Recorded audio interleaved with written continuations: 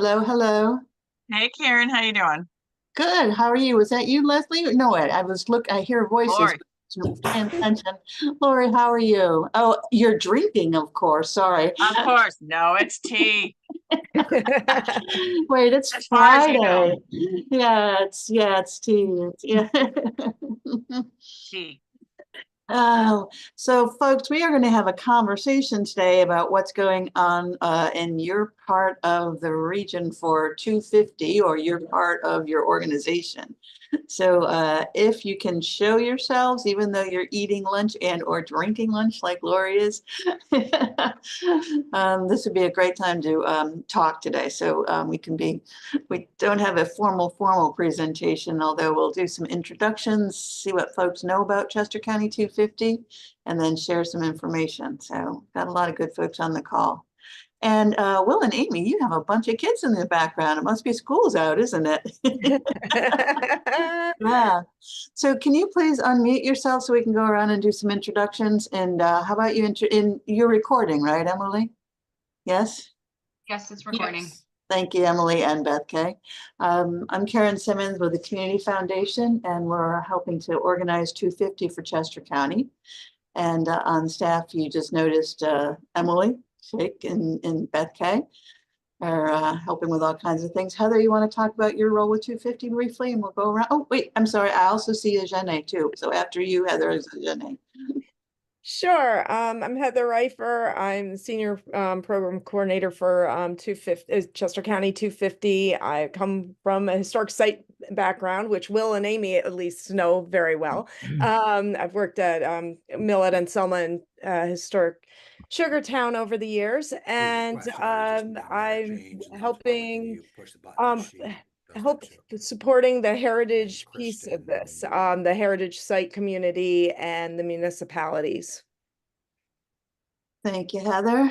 And Ajin, I see that you moved your camera around. Thank you very much for showing yourself. You are our newest addition to the 250 team. You want to introduce yourself to people? Absolutely. Good morning, everyone. My name is Mr. Jenny Livingston. I am a 30-year resident of Coatesville. Joined the team to help Karen spread the word about CC250.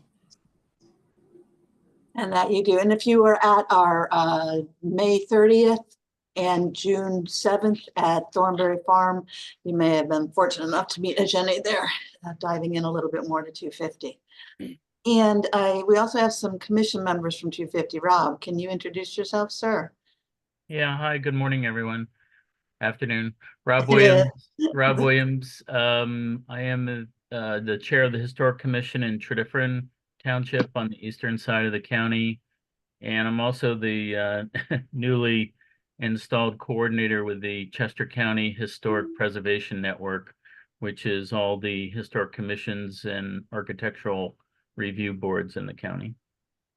Who in this call is a member of the Chester County Historic Preservation Network? I am. Right. Rob is anybody else? No, I'm just trying. Oh, Sandra, you are, right? Okay, very good. All right.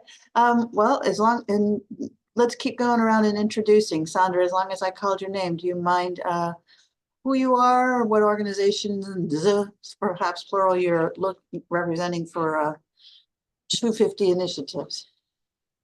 And you have to unmute yourself, Sandra. I'm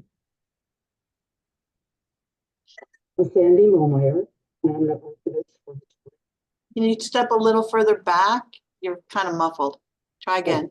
I'm Sandy Momeyer, and I'm the archivist for.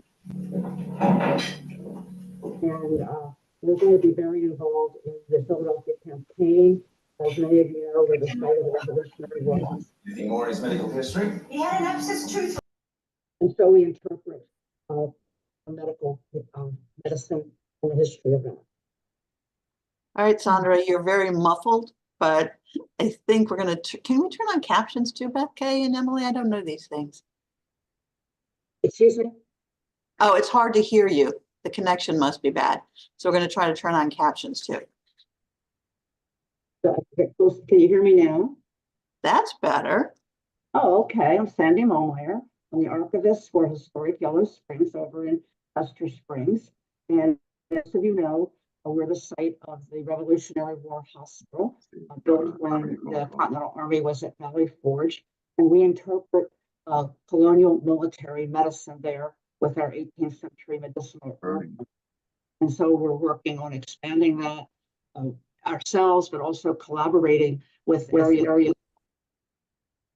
Thank you. And we'll get into more soon about what else is going on. How about some brief intros? Lori, can I pick on you? Lori Cushman. Sure, I'm Lori Cushman. I'm the president of the Justamere Foundation. We have no dog in the hunt on the historical, but we are all about all things Chester County and seeing the general prosperity that will come through all the events that are going to be presented here. I like the no dog in the hunt. We were just talking about the hunt down here. Thanks, Lori. And who is from Miller Design Works? Can you introduce yourself? I'm Scott Sheridan. I'm the creative director at Miller Design Works, and kind of got our fingers in a lot of the pies for things going on. We designed the Marshallton Village Heritage Center and the Kennett Square Heritage Center, and the list kind of goes on. But so we're on the implementation side for a lot of these projects and efforts. So I'm trying to get a handle on what all is getting thought about. We're working with Heather on a number of projects. We're part of the Mason-Dixon. We were part of the Brandywine Battlefield Heritage Interpretation Plan with Brandywine Conservancy. So we're kind of hearing lots of things and lots of efforts. And I'm hoping to kind of direct or see some coordination for an overall branding and identity for what's going on here. So we make a great user and visitor experience, easy to navigate, easy to find all these great things that people are doing. So that's kind of my interest level.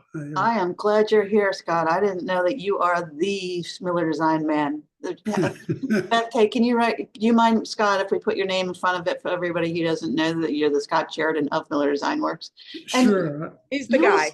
You also work with this. Can you talk about the work you're doing with the CVB, as long as we're, because you have such reach, the Chester County Conference and Visitors Bureau? Yes, we also did the table, the big touch table in there that gives you a tour of things. And we're working right now with them on plans for the moving of the visitor center. So that's, I don't know how much of that is public yet, so I'm not going to spill the beans on it, but they have got to move within 2 years. So we've got some really, really interesting ideas on the table for what's next. So I'm super excited about that. But we're trying to incorporate a lot of what's going on here. We've got some grant applications out. Heather knows about that, for networked kiosks around the county that would kind of show off some of these places and events. So that's also a hopeful. We'll see. But yeah, there's a lot of things that the Visitors Bureau is trying to do to support heritage tourism, and specifically 250th. So we're part of that as well. I'm glad you're here, Scott. Yeah, we'll come back to some of the stuff you're doing as long as you're here, because I'm sure people want to know what we're crossing our fingers and trying to raise money for that'll benefit everybody. Okay, thank you. Leslie, Chester County Concert Band. Can you introduce yourself? Yeah. Hi, I'm Leslie Burnick, president of the Chester County Concert Band. We are a large community band, actually about 100 members, although we don't necessarily bring 100 people to every concert. But, we really hope to provide the music and excitement through patriotic music and other kinds of events like that at many of the venues, throughout, not just in 2026, but, prior to that and after that. So we really hope to get ourselves out there and make people happy through music. Yeah, with great pleasure. Very good. Marie, would you be able to do a brief intro about what you're helping with on the 250 front and beyond? And we'll circle back for more detail after a bit, I'm sure. Sure. Thanks, Karen. I'm Mari Forbes with the National Travel Center. I'm located over in Lancaster. We're working on the Path to Freedom, and we have completed the designation of the Harriet Tubman Underground Railroad Byway. We've done a website with 10 stories that if you haven't read them, please do. They're pretty impactful. And then we are extending the byway into a Underground Railroad Heritage Interpretive Trail plan that covers the entire of Chester County. And we have now put together 168 sites. We're going to be over in the county driving past everyone the second half of July and taking images, etc., all of them, so that we can actually have a heritage trail ready to put in a cell phone tour by the end of December. So yeah, it's a little ambitious. We haven't been funded for the cell phone tour, but we will have all of the information done. And we've just been recently contracted to do a new website for the Brandywine Valley National Scenic Byway. So we're trying to get as many tourism products and offerings done in Chester County as possible.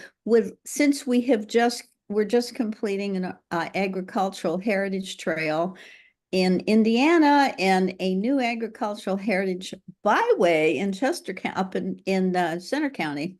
We'd love to be able to help do a trail for them and anything else from an implementation standpoint that you need. Excellent. This is a good call. We're going to come back more. Why don't we keep doing some brief intros so we know who else is on the call? And Hank, would you introduce yourself? And you have to unmute. You got Great. it. My name is Hank Summer. I'm a resident of Chadds Ford, neighboring in Delaware County. I'm the state and national parks representative, and I'm participating in this process to better understand how Chadds Ford might be able to assist the neighboring county, the neighboring townships around us, and learn more about the process. Welcome. Very good. Thank you. Wait, I have Steve Marvin and then Robert Copeland. I'm just saying names so you can unmute. Steve, hi. Hi, thank you. I came to the Thornberry meeting, very impressed with it. I came prepared to discuss the 4 categories that were present. And what I wanted to introduce was a 5th category. And to my surprise, a 5th category was already considered to add more things like arts and culture. Oh, so gosh, yes. I'm an artist and definitely feel that, it's going to be much in demand. I don't know who chairs that section right now, but I'd like to coordinate with them on promoting arts. Some of the comments that people already mentioned, that making connections, branding to the 250 plan, and I'd like to enhance visitor experiences related to the 250 plan and see if we can coordinate all that together. Okay. Again, I don't know who's in charge of that arts culture segment. So right now, arts culture, we have imbuing everything we possibly can. So, yeah, but that does bring up a follow-up. We're focusing first on the 4 heritage themes that are central to the place, and arts culture. Yeah, well, yes. And I'm a ballet dancer by trade, Steve. So good, we're not good. letting this go. Yeah, I have the feet to show it. Visual. Well, we have music, so that's good. Are you a visual artist? What is when you say art? I do mostly painting, portraits, some abstract. Very good. Studied with Carl Kerner. And yeah, I heard about that guy. I was thought so. I thought that was you. Thank you. Good. Well, we got more to come then. Good. Robert Copeland, can you hear? Can you introduce yourself? If not, we're moving on to Malcolm Johnstone. Hi there, everyone. I'm with the Cultural Alliance, which is a division of the Chester County Community Foundation. And perhaps you might have seen the articles that I write in County Lines magazine. I always do something that relates to the history of Chester County or Westchester. And for example, in this month's edition of County Lines, you'll want to pick it up. I write about Lafayette. and it's the Teenage Revolutionary. And so County Lines has been very, very supportive and will continue to be supportive for helping to get the word out, and specifically with storytelling of historical events. Glad you're here, Malcolm. Thank you. L. Kennedy, is that Laura? It is, right? And then to Dan. Yeah, next. it's Laura. Sorry, I don't know why my Zoom always says L. Don't worry. I was just guessing. I thought I knew your name. Yeah, it's Laura. Laura Kennedy. I am the advancement manager for Founding Forward, which is formerly Freedom's Foundation at Valley Forge. Thank you. That's right. Yeah. We do civic engagement, educational programs for anywhere from elementary all the way through high school, as well as teacher professional development. We're running our summer teacher professional development courses right now. The most immediate thing that we are involved with America 250 is that we received one of the grants for the PA Day events. I was going to ask you to talk about that. Tell people how we can help, please. Yeah. So July 20th. July 20th is PA Day. We've received a grant from America 250 and Keep PA Beautiful for a day of volunteerism to help clean up the Medal of Honor Grove on our campus. We have a 75-acre campus, and 42 of those acres are dedicated to the Medal of Honor Grove, which is a living memorial to the over 3,500 recipients of the Medal of Honor. Each state has an acre, and each recipient has a little plaque with their name on it. It's a really beautiful place also to walk if you've never been. I would highly recommend going for a walk there because it's very far away from all the roads. It's very peaceful. We're dog friendly. It's a great little hidden gem in Chester County. So July 20th, we are doing a day of volunteerism to help clean up the Grove. We're gonna do some planting. We're gonna do some wood chipping. We're going to do some gravel spreading to make some of the paths a little more accessible. And we would love for everybody to get involved. You do have to sign up through the America 250 link. But that event is listed on the Community Foundation's website with the link. And we keep sending it out so folks will sign up for you at Medal of Honor and also for the food banks in Chester County. Yes, and we really appreciate two things that Pennsylvania 250 is really hooked onto. So thanks, Laura, for getting that rolling. Dan Campbell and then Joe Antonelli. Hi, Dan. Hello, I'm just a local architect specializing in historic buildings, and that has landed me on the Westtown Township Historical Commission. Our most recent endeavor is to start a series of speaker talks at the Westtown Municipal Building on Route 202 about every other month. We'll probably take off a few months for the summer, but we'll start up again in September. Great. Good. I don't remember if we have the speaker talks on our calendar, so I'll go over that later just to make sure everybody knows to admit those up so we can keep helping promote those. We have a pretty good publicity director on our commission, so I'll make sure that he does send it to you. Great, thank you. What's his name so that my lovely staff can, who is it? Stephen with a W, long, unpronounceable German name. Okay, got it. Stephen Warhafting. Got it, thank you. We'll get the information out. And Joe Antonelli, could you introduce yourself and then Steve Lyons? Hi, my name is Joe Antonelli. I'm with West Bradford Township. I'm Director of Planning and Zoning. We've been involved not really in the Chester County 250, but more of the Brandywine Battlefield Task Force, which their big 250 is in 2027. Yeah. Which we're starting to generate conversations, municipal conversations about possible reenactment down the crossing of the West Branch for the Howell flanking. Just starting preliminary conversations with that. As for the Chester County 250, I'm really on this call just starting to get ideas. This is my first one for the committee. Seeing if any local businesses, Marshallton Tavern or Four Dogs Tavern or Marshallton Inn might be interested. USTC is always looking for any opportunities for things like that. But just kind of gauging what the committee is about and how we can get involved. Great, thank you. All right, Mr. Lyons, and then I think I missed Rick Fisher after that too. Hey, Steve, Hi, Karen. a Can you hear little me? Okay? closer to that mic. Yep, that's good. Yeah. Okay, great. Yes, I'm Stephen Lyons with West Goshen Historic Commission and the chairperson for Friends of Shiloh AME Church and Cemetery in Westtown Township. We share a common history with this historic Black church and community that thrived for 100 years before it moved on. So we're looking at forgotten stories of the Underground Railroad, the intersection of Quaker abolition, forgotten Black communities, and some of their legacies to our community. Glad you're here. And Mr. Fisher, and then Robert Copeland or Christian Callahan. Go ahead, Rick. Hi, I'm Rick Fisher. I'm with the Freemasons of Middle and Southern Chester County. And we're just beginning to see how we can be involved. However, things we're definitely doing are we're planting a Liberty tree, both in Brandywine Battlefield and the Paoli Massacre site.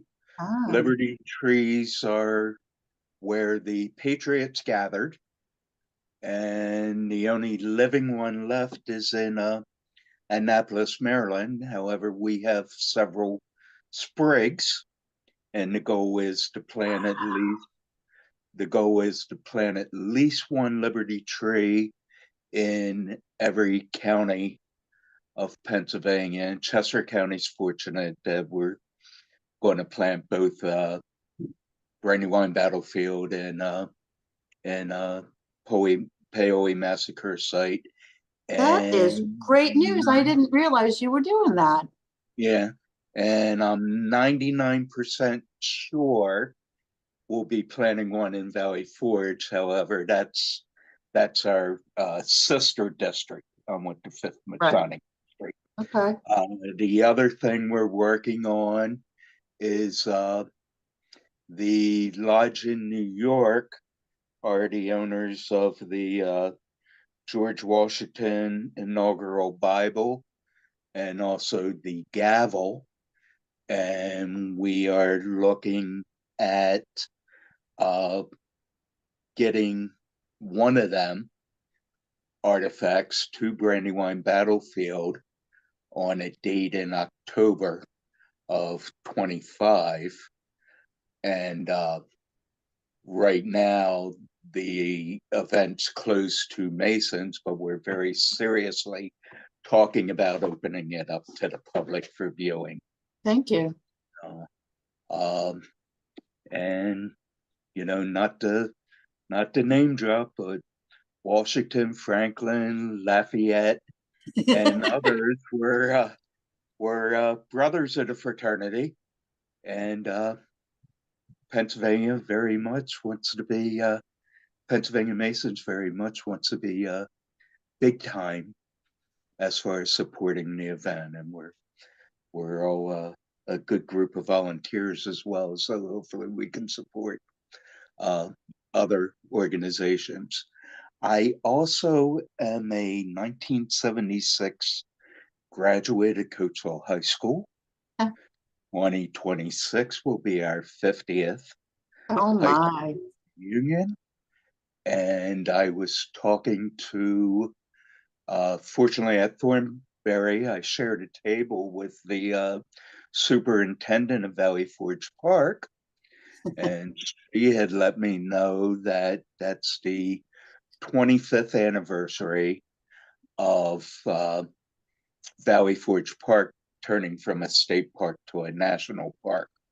And we began to talk about maybe something we can do together to commemorate that significant period.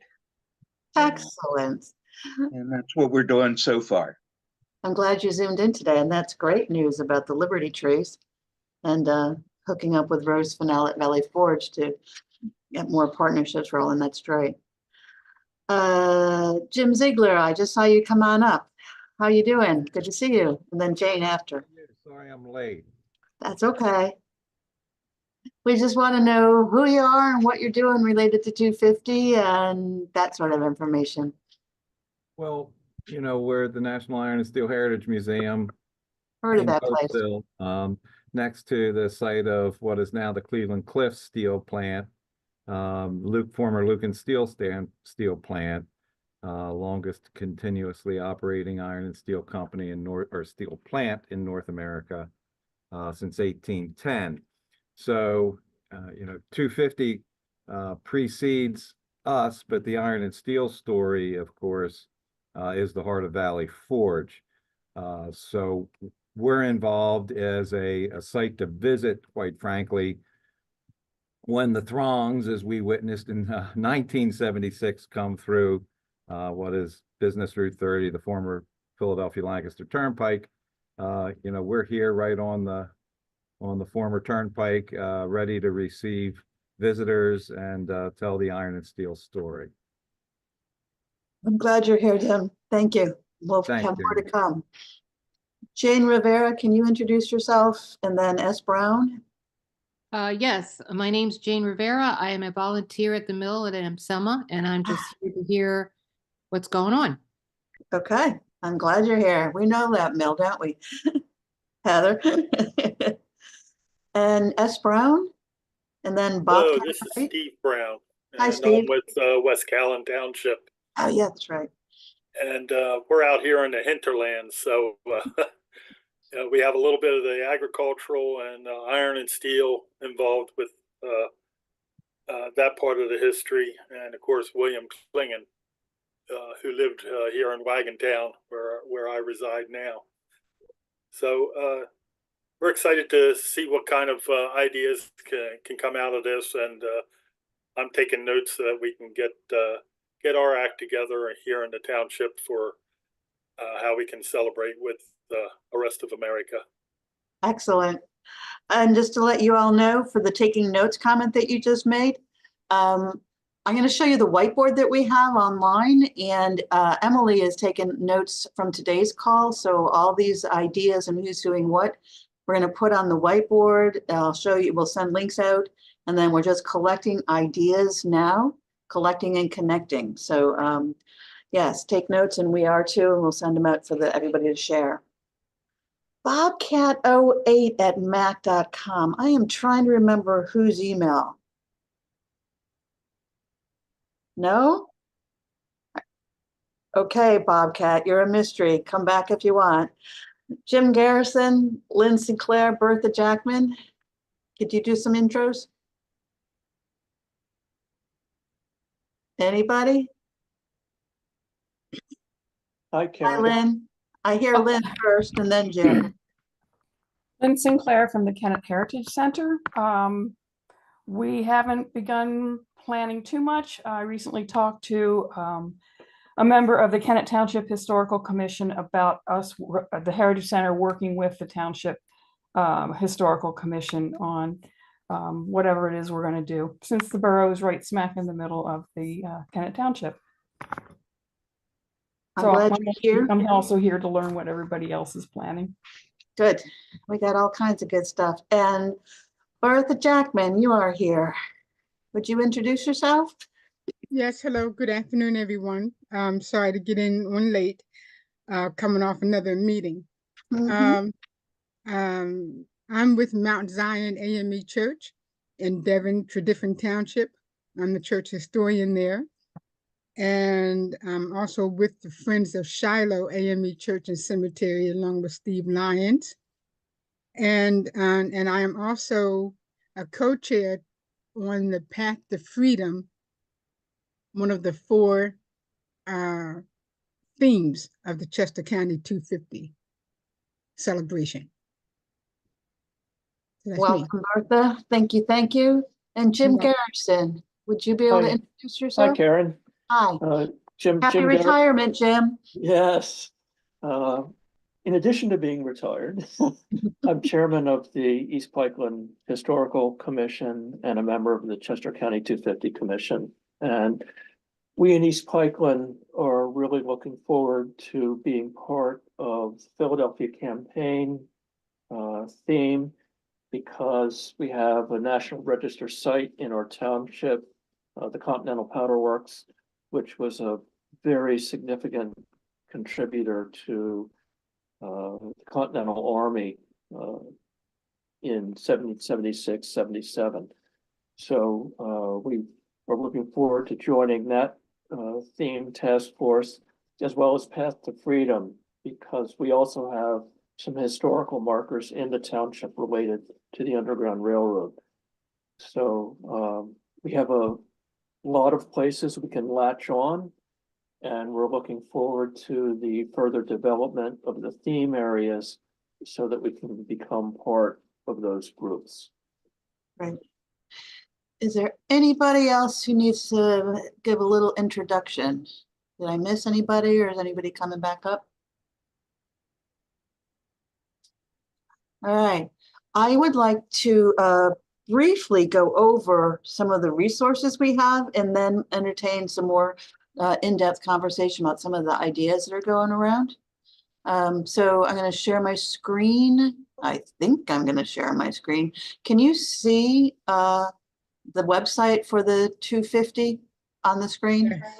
Oh, Yes. that's been behind. Okay, so on the website for the 250, a lot of the things you're doing right now are in the program planning stages. And just to be clear that when it's time to get things listed, please tell us, because there are programs underway already. And this is a partnership with the Chester County CVB, the Visitors Bureau. And when you send information on programs and events, we highlight them on the website, and then Beth and Emily send them out on social media every weekday, whatever. So once you hit the website, this is for programs that are related to history, heritage, arts, culture, and it'll get more refined with a history heritage overlay. As we have right now, you can see about 50%, 75% of the programs have a history heritage overlay. And as we work more with the arts and culture groups, Steve, as we had said, we'll be able to really focus on the arts and culture groups that have history, heritage, we the people overlays. But now they're in there because it's a beginning. So, and if you can add your own things, there's instructions here, or just email us. Beth and Emily will get your information up there so that we can help to co-promote what you're doing in all kinds of ways.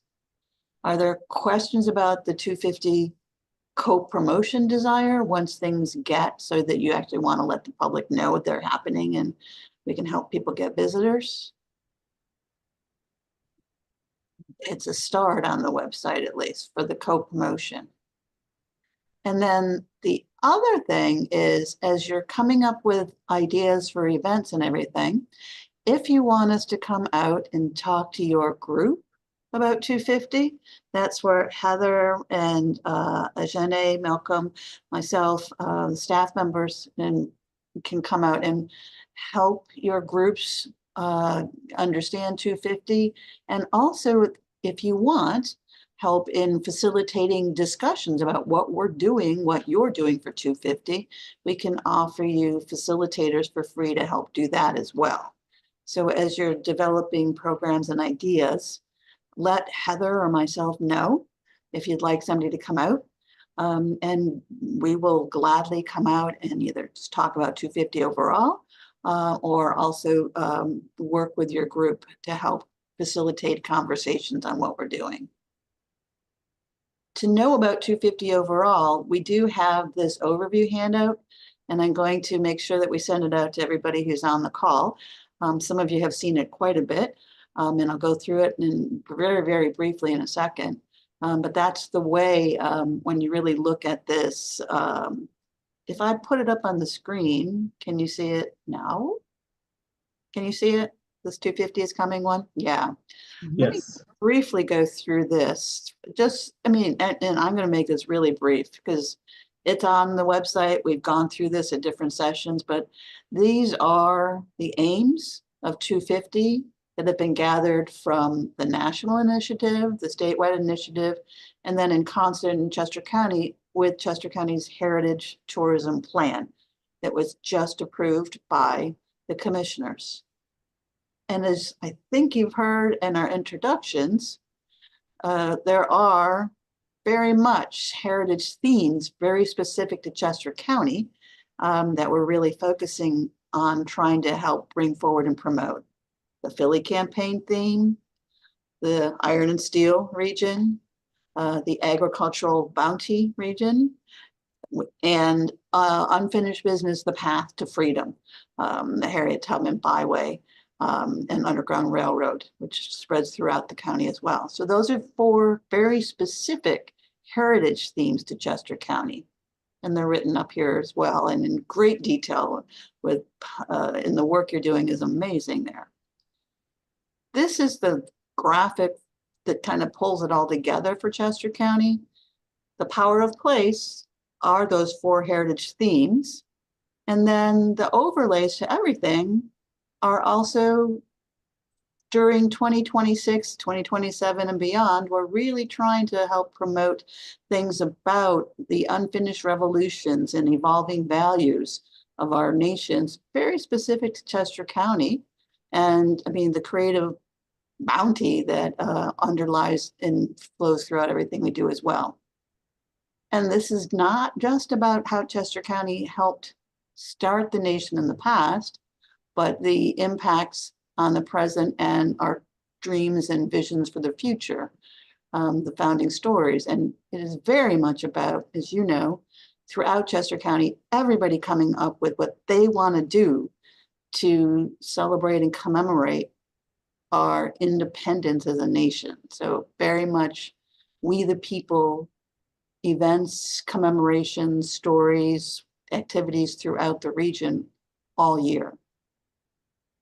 So, I mean, you know, these rights and responsibilities that we have as people in the United States, and this gets into how do we express and understand them as a people, as a community, as families, as society. And this is the kind of stuff we're looking for people to answer throughout 250. What does your freedom and independence mean to you? How did we, your organization, your site, your municipality, participate in the founding of our nation? And then what linkages do we have to liberty and justice for all in our continuing journey to build a more perfect union? And how can we do this that is very unique to our own community? And then partners, timelines, all that. So these are just planning sheets that get the conversation started. And as I said, if you want us to come on out and explain this in more detail, our help with the planning, that's what we want to be able to do. And you know the timeline, it's almost 4th of July and 2026 will be here after an election. And we don't stop after 2026 because we have the Battle of Brandywine and Clouds and Paoli and the Philly campaign and head up to Valley Forge. So everything we're putting in place is forever legacy stuff. We're really trying to strengthen the interactive heritage tourism network so that people who come to Chester County will get involved and keep coming back.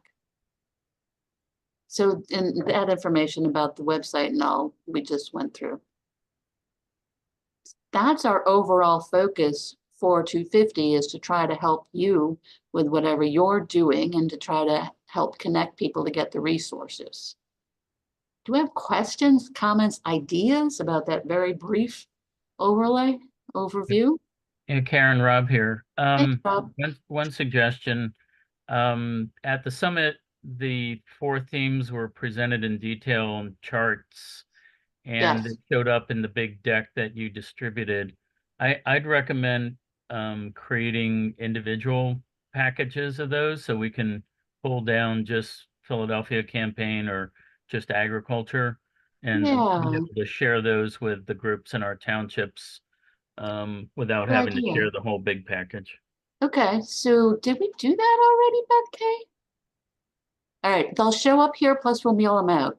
So you're right, Rob. What we have right here on the Join Us to Make History page, these conversations, is this very first one is the whole packet of the 81 pages, you're right, of what we compiled. And Bertha, this has all the Pathway to Freedom stuff that y'all put through too. So Yes. it's a complete packet. And then you know what? We're also going to put the separate packets plus the recordings of the 4 themes as well, plus the recordings of what our wonderful government officials talked about with the themes. They should go up on the website. Okay, what do you think, Beth, Kay, and Emily, within the week or so? When do you think we'll have those back from the video guys? Not positive, but sooner rather than later. If Okay. it's not next week because of the holiday, it might be the following week. Okay, but we can get the packets divvied up and put up there, and we'll send them out as well, Rob. And then I think the other place we're going to link them to on the website, just so you all know, is on the homepage. Oh my God, the homepage just went away, Beth. Sorry about that. That's embarrassing. We'll fix that. That I'm gonna wasn't try the again. homepage. That's about us. Yeah, there we go. Sorry. That was, I would call that an ID 10T error, which is a user error. So there's the 4 themes at the bottom. We'll also put them at the beginning of each of these pages once you link to those. So the info packets and the information that you're starting to come up with, these will keep evolving most definitely as we know more about what you're doing. The other thing I wanted to show you, and this is where on the resources page, the whiteboard. Can people see this resources page? And it says the whiteboard. So it's a bulletin board to post ideas of what you're doing for 250. So these are things that are in process. And so we've been posting ideas that we have, and we're going to get them more organized now that we start to have headers. And the things you're talking about today that you're thinking of doing will also list up here as well, so that you can start to get some ideas on what's going around, ideas around the county as well. So it's verbal as well as in writing, and then conversation and hooking through. So if in doubt, go to the bulletin board or give us a call. Does that help a bit for how we're trying to help coordinate what's going on? Karen, I have a question. Please, Bertha. Cheney University. Yeah. I know that lies within 2 counties, Chester We're taking County it. and Delaware County. Yeah. Have you heard anything from them? You know, I'm sorry, I now see Ajene's smile in the middle here. Ajene is a Cheney alum, and Ajene Livingston is right in on the screen. And Ajene, you don't know this, but yesterday and birthday, I was talking with Dr. Lauricia Hawkins of Lincoln University, who is on the 250 Commission. And just yesterday, we assigned ourselves, we've got Westchester University, which is working on a 250 committee, is rolling out. And Lincoln University has started to roll out what it's doing for its 250 committee. And we're going to talk within a couple of weeks to Cheney University, Penn State, Immaculata. So we're going to hit, there's another one. I'm sorry, I'm forgetting it. So yes, it's on our list of groups to make aware the 250 is coming, and then start to get a work group in there. And then we're actually hoping that the universities within 4 to 6 months will be able to do a Zoom session like this, just to say, here's what we're thinking about doing for 250. Okay, the reason why I ask is because I mentioned back on June 7th when we had the planning summit, the day before I had attended the Delaware County 250 meeting, and it was held at Cheney University. So, you know, so trying to be in discussions with them. Yes, they lie in 2 counties, and so we're both taking them. Okay, so I just wanted to bring them up. Yeah. You know, because if you don't, I mean, I'm sure everybody here knows about Cheney, that is one of the historical HBCUs, Black colleges and universities, and it's another treasure in Chester County. Right. And Lauricia is hoping that Cheney and Lincoln can really do some partnering. And this would be a nice way to bring them together. Laura, you had a question, comment, idea? Yes. Do we have any plans to, probably not now, but closer to then, to coordinate with like Philadelphia and Pennsylvania as far as advertising outside of Chester County? You mean for Chester County's events and things? Or yeah, advertising the events that are going on here, like coordinate with Philadelphia or Pennsylvania, or, you know, is there a larger 250 group that we would be able to kind of combine our efforts with and get the word out outside of Chester County? We're working this convention. CVB, Susan Hamley is on the 250 commission. And so that's what the CVB's role is, to make sure and extend it regionally, nationwide, and also internationally, because Chester County gets a decent amount of international visitors. So, and actually, Miller Designs, Scott, did you have any insights you want to add to that at this point, or should we hold that back and when we do a special session with the CVB in a few months? You're muted, and that's probably good, right, Scott? You're muted. So does that help a little, Lori? Yeah. And the other part is that I'm not qualified to speak for them on their advertising stuff. So yeah, okay. We also coordinate. We do, I would say, almost every other month or so, gatherings with the other 250s across our region and Pennsylvania. And so we're out there trying to see who's doing what and getting best practice ideas. Yeah. Other Karen, questions, comments? Hey, yes. Bert. Yes, what can you say what CVB is? Oh, the Conference and Visitors Bureau. Oh, thank you. Convention, conference. Tourism. Right now, they're located in front of Longwood Garden in the Longwood Progressive Meeting House. But Chester County's Conference and Visitors Bureau will be moving to Westchester within, let's say, a year and a half. How's that? If Scott does his work well with other folks. right. So the Convention and Visitors Bureau has been working on heritage tourism initiatives. That is its core focus. And their path to freedom connection, Bertha, is the Longwood Progressive Meeting House in front of Longwood Gardens. And you know, there's a huge tradition there with the Underground Railroad. And that's why they're moving out of it, so that they can, Longwood can open it more. That makes sense? Thank you. Yeah. Other questions, comments, ideas?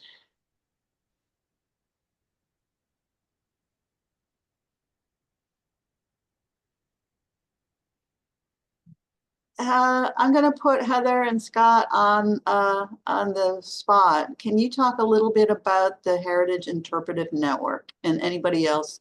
I don't know, Marie, if you want to talk a bit about that. Can I show a picture of the map? And then Heather, can you explain what it is? And Scott, if you feel like chiming in, go ahead. That work? Sure. You're good. Okay, let me find a picture of the Heritage Interpretive Network map.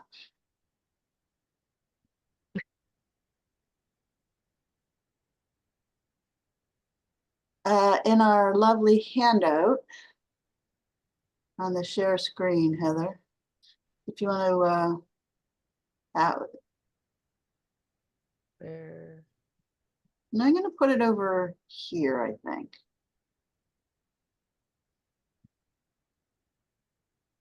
There, can I do that?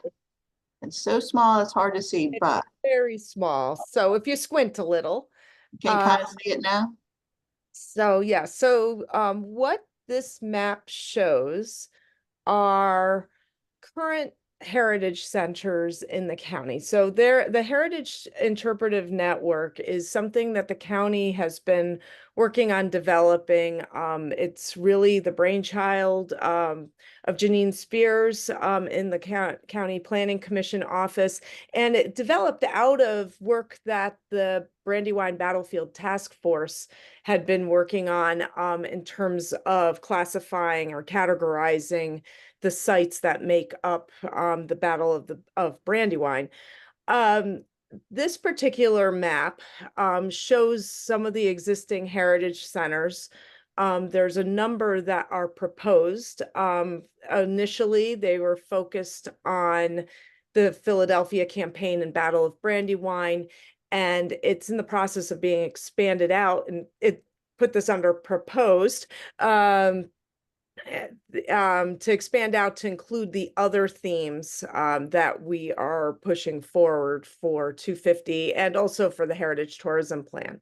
So the white and black circles, those are existing interpretive sites throughout the county, and these are the ones that are listed. Obviously they're not named, so you might, if you know your site, you could probably find it. These do not get down to the nitty-gritty of like a historical marker. It's more publicly accessible sites that are available right now. So the Heritage Interpretive Network, as it's proposed, has 3 different categories.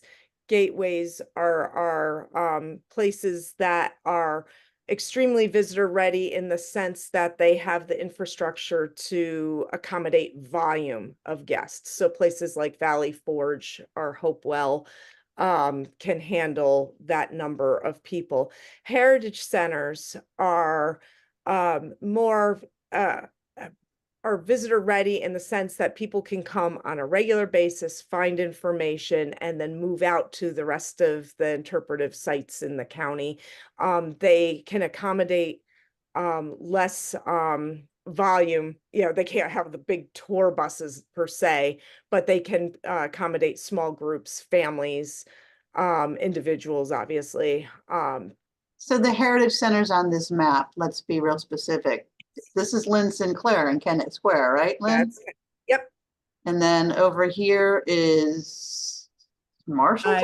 That's Marshallton. This one is the Chester County History Center? Yep. And then to the west, we have Iron and Steel. So Jim the Ziegler, you're National over Iron here? and Steel Museum. And then what's up here? north is the Schuylkill River Heritage Center. Phoenixville with Barbara Cohen. So these are existing heritage centers that have capacity to greet guests and help them find out about amenities in the area. And we have some more proposed places that we're trying to raise some funding for. Yeah. So, and in terms of this network, Janine and I and a few others have been working on trying to develop criteria for whether, you know, when a site is a heritage center versus an interpretive site. It all comes down to the level of experience and the level of how they can interpret specific themes in the Heritage Tourism Plan. Can you talk about apps, maps, and kiosks? I can certainly try. So what are they? Briefly, just like a 3-minute overview. And then So Scott, can you add in your hopes and dreams too? So one of the things that we have a grant project out there to install kiosks throughout the county. This is going to be an expansion on one particular existing one in Marshallton. They have an indoor interactive kiosk there where visitors can find information about that particular area, as well as information about other amenities, other attractions in the area.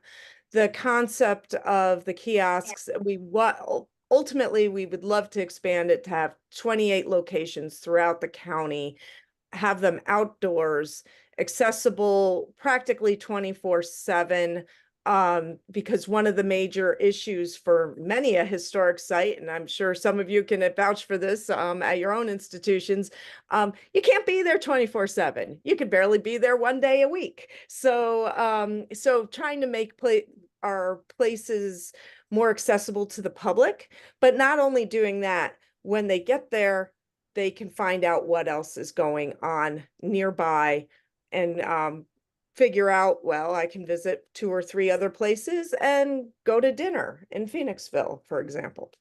So, so that is the idea of the kiosk. Scott is working on this project and developing and helping us develop how this network will look, as well as the content that will be on them.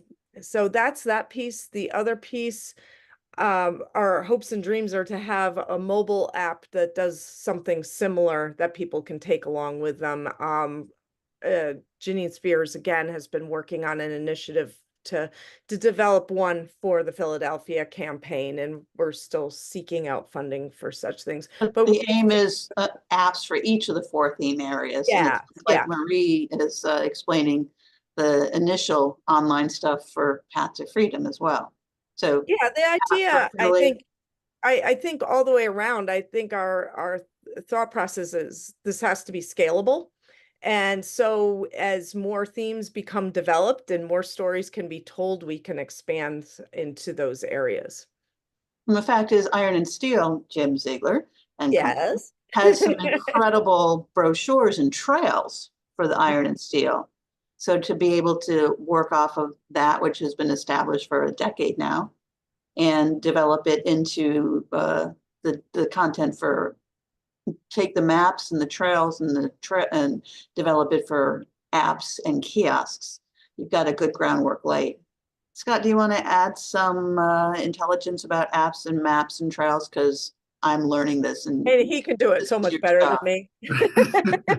No, that was great out there, actually. I would just say, first off, there actually are 2 kiosks. One is at the That's right. Phoenixville, the Foundry.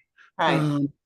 And those are networked. But I will throw in a caveat. The Visitors Bureau, their back end system, they recently changed. They went from one system to a new system called Simple View.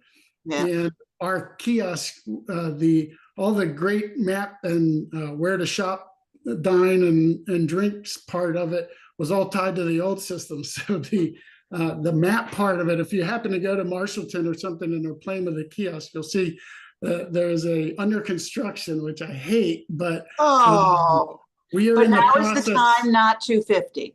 Now is the time, not the- 2026.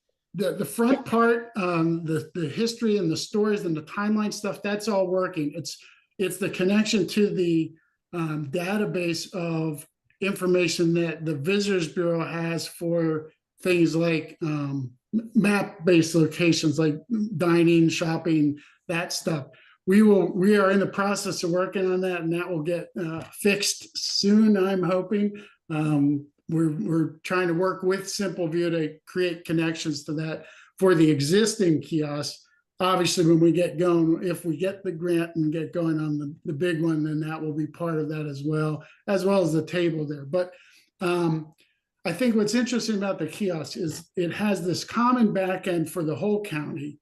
Yeah. But what's neat is each of the kiosks has what we're calling hyper local content. So there's a front end that is really up to the organization that's hosting or sponsored it or has kind of put this together. So for instance, at Barbara's at the Foundry, it is all about the Iron and Steel, and particularly the Foundry, where their bridges are that the Phoenix Columns made, those kinds of things. That's the front end of their story. Whereas at Marshallton, it's about Humphrey Marshall and the village and the things that occurred there. So the little walking tour, those kind of things. So we call it hyper local. It's really, and that's what makes these heritage centers so great. It's really about what is right here, what's interesting, how did it come about? And I think one of the important things, this is sort of my personal soapbox, but I think it applies because as we're talking about it, I see that it still is an issue. We're calling it the Heritage Interpretation Network, but there really isn't an official sort of name and brand and sort of overall. We got to come up with something better than that, don't we? Well, even if we don't, I think we need to visually organize this whole system so that, and I'll give you an example. If you go to Chester County Parks, there's a neat new logo and identity for Chester County Parks Plus Preservation. And if you look at the logo, it's got 3 parts to it. And those 3 parts represent the 3 parts of the park system And it really makes sense visually as a system. You know, if you're thinking about a park, where you're going to go, you're going to go to Chester County Parks. If you're thinking about this stuff, you don't know where to go right now, and you don't know how to. And I'm saying, as visitors coming to this, they don't know how to navigate this. And we certainly don't have signage or any kind of visual system that says, you know what, you're in part of the Heritage Network. And in fact, you're right now at this Heritage Center, it has information about the Philadelphia campaign, and it's got information about the Underground Railroad or the Path to Freedom. So there's nothing really that help orient visitors to this great network that we're developing. And I think that's a real missing component right now. The visitors. That's what we're working on Yeah. overall for the 250 Commission and the Heritage Plan. Yeah. So that's something I'm obviously very interested in. And this your branding for the parks? This was not us, but that's the one I'm referring to.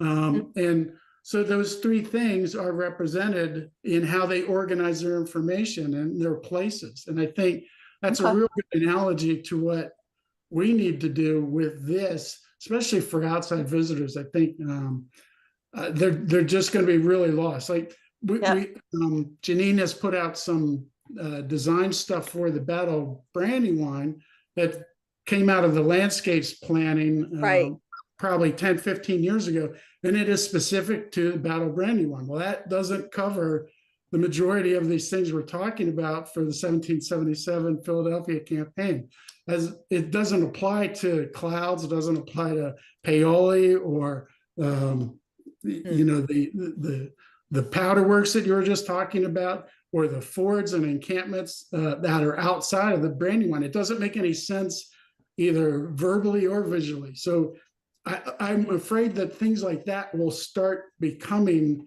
sort of de facto mini brands when it really should be quickly taking a step back and create an overriding architecture, both structurally and visually, for this before things start kind of getting made ad hoc. That's my big fear, is the ad hoc approach is going to confuse visitors.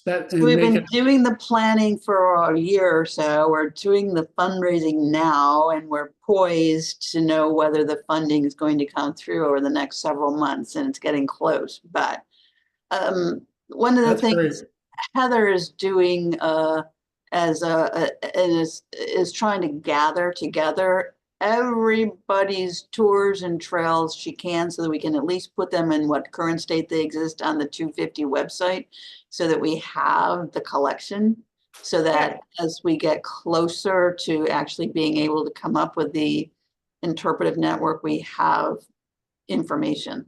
So Heather will be chasing everyone on these PSA for calls. that. If you have at your organization or municipality, you have an existing trail or tour that you'd love us to get the word out, shoot me an email. I'll put my email address in the chat too. And she'll chase after you with more social media. We'll see social media appeals for it and email appeals for it. And then we'll do a separate page on our resources just of Chester County maps, trails, tours, again, as a compilation place, so that hopefully when we get some funding over the next few months, we can then work on having the data there so that it can be interactively loaded in to the apps and the kiosk. And Marie, can you talk again about what you're doing with the Path to Freedom? You talked about being able to do photos and all over the next few months, so that you'll be able to get up a Path to Freedom. Yes, yeah. What we're doing with task 3 is we're going to go literally driving in Chester County to go by all 168 sites to determine which ones are feasible, because you can't create a heritage trail with 168 sites on it. No one would ever do it all. So as a part of that process, we're going to be taking images of every one of the sites so that people can understand why they're on the trail, why they're not on the trail, and the level of accessibility, not handicapped accessibility, but just accessibility to the site so we can make an evaluation for the plan. But those images are going to be really handy. The other thing we're going to be doing over there is taking images of the Brandywine Valley National Scenic Byway for the new website. So that'll be a image collection that should be pretty handy in the future. And you launched the Path to Freedom website within the last couple of weeks, as I remember, or a month or so, right? It's been a couple of months. Fortunately, we've been getting rave reviews. It is beautiful. Yeah, it's just so you all know, again, as we're working within the themes, we're trying to keep up with all the stuff you're doing. So thank you for all the stuff you're doing. And on the home page, I think we can do this again. As you click in now, oh, Beth K, if we didn't do this, I don't want to embarrass us, but we got to get a better cover photo there. But right now, if you click in there, the very first bold one is the Harriet Tubman Byway. This is your new website, right, Marie? Yeah, and if you can scroll down just a little bit. Yeah. Can you do that? Can y'all see it? Here's the 10 stories we talked about. Yeah. And we tried to really tell the story of the freedom seekers, the abolitionists, but most of all concentrating on the experience that the African Americans and even the free African Americans and the freedom seekers had to go through during this whole time. It is an incredible collection of information, and you all are an incredible example of one of the groups that really has been pushing like crazy over the last 6 to 12 months, and it's starting to really come together and pretty new working together from what I understand and have seen. We are, but we're making a lot of progress through all of this. And beautiful. Yeah. Byways are a labor of love in our company. So. Okay. So yeah, and great, and you're doing it, and you'll be ready, and this is terrific. So yeah. As I said, we'll have the Underground Railroad Heritage Interpretive Trail ready to put into a cell phone tour by the end of December, so that we can look for funding, and that will actually make the tour available to visitors a lot more quickly than having to find the funding for heritage, kiosks or interpretive panels and all of that kind of thing. So we're going to be able to offer that experience as efficiently as possible. That's great. That is great. Now, I am aware that it's past our 1 o'clock stop time, or we're getting close to our 1:15 stop time, however you want to take that. I found it extremely helpful to hear what people are thinking of in their part of the county, and I know this is an ongoing process. Are there burning questions or ideas for today that you want to share with anybody else? And we just want to keep circling back and following up and maybe more focus. What do you think? What works best for you? What did you come here for? And did you get a little bit of it at least? And what else do we need? Stephen, please. I think you're muted, or you're too far from your mic, maybe? I keep forgetting to turn up my mic. I do have a question concerning Black industry in our county, especially 19th century. Is anybody doing any work or research pertaining to Black-owned blacksmith shops, Freemasons, Black-owned farms? If there's any data that people are working on and telling those stories. Is anything represented here?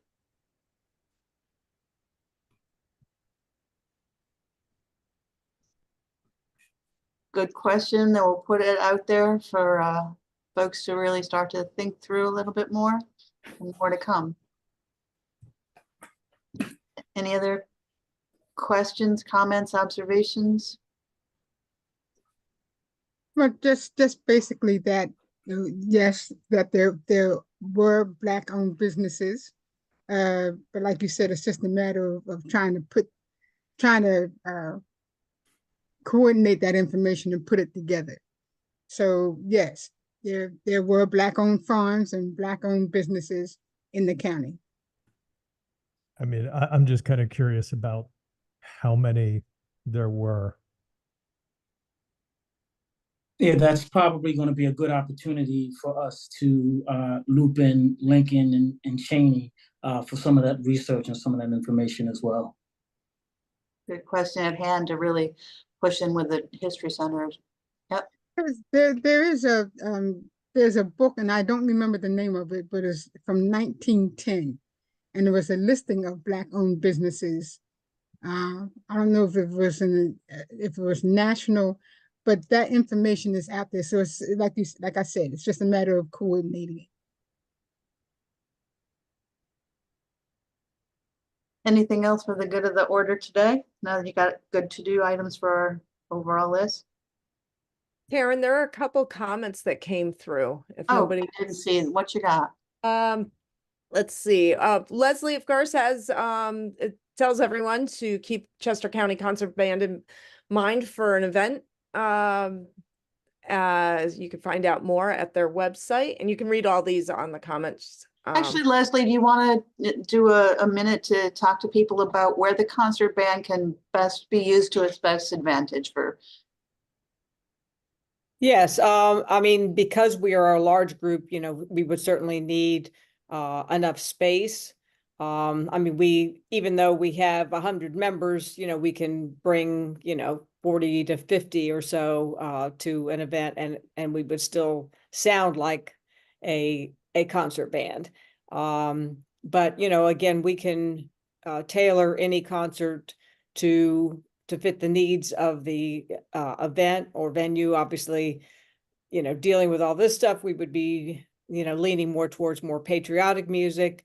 But we do have, you know, some music that that is about the Paoli battlefield and the DuPont connection as well, you know, through Longwood Gardens and that kind of thing. So we have a lot of stuff available to us, and pretty much all we would need going anywhere would just be chairs, and we bring everything else. So that's really all that we would need for anything, and we can be indoors or outdoors. How many chairs, Leslie?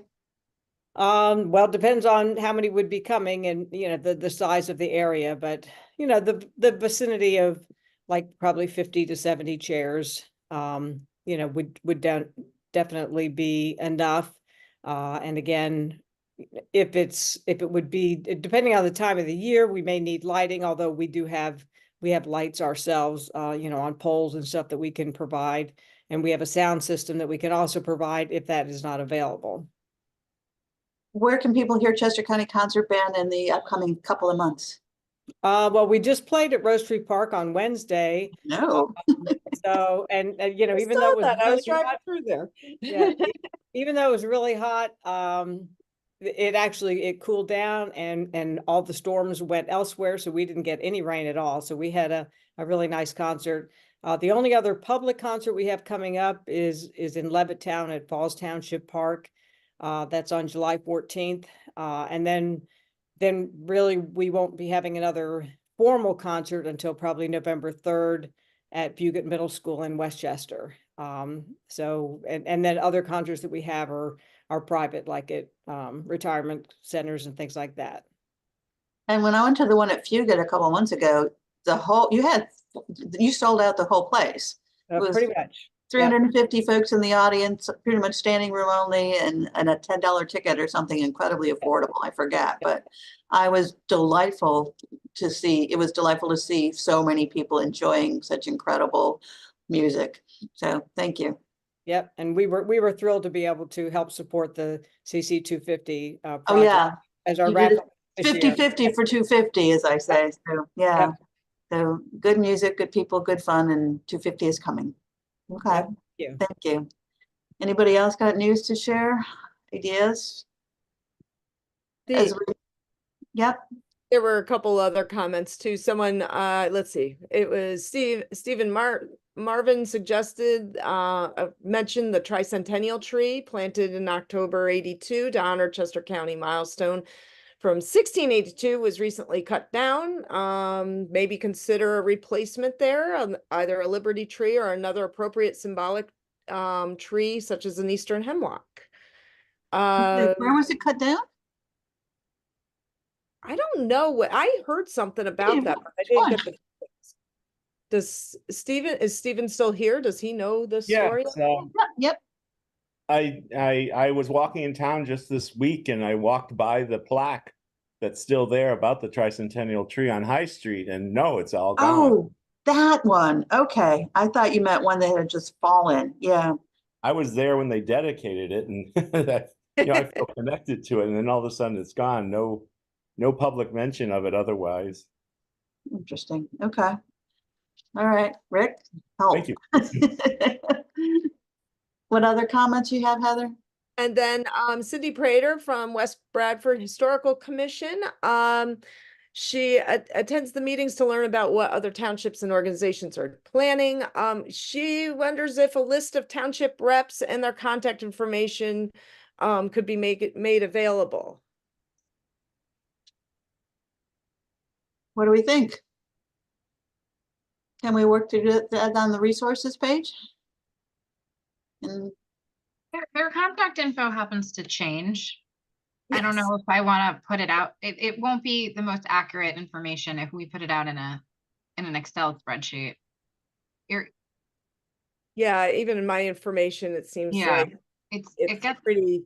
Yeah, it's and it's public. Some of it is public information. Some of it is an individual, and some of it is, if you go to the website of the township, you can find like an info account to contact.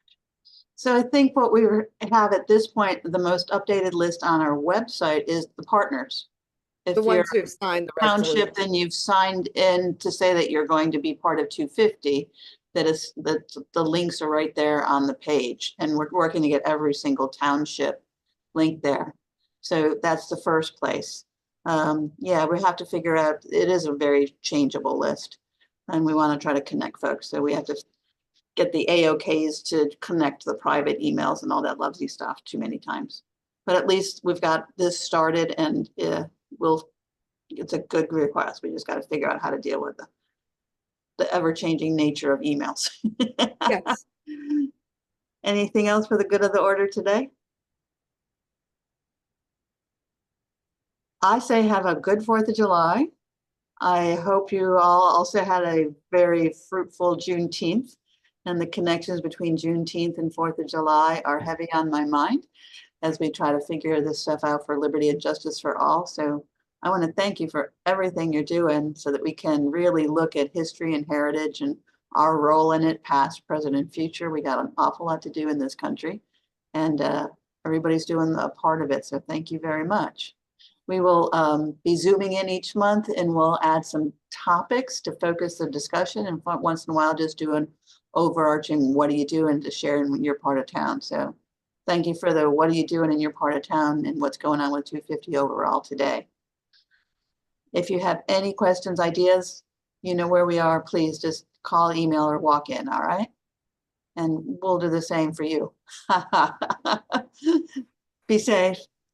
Have a good, happy 4th of July. We'll see you soon. Thank you very much.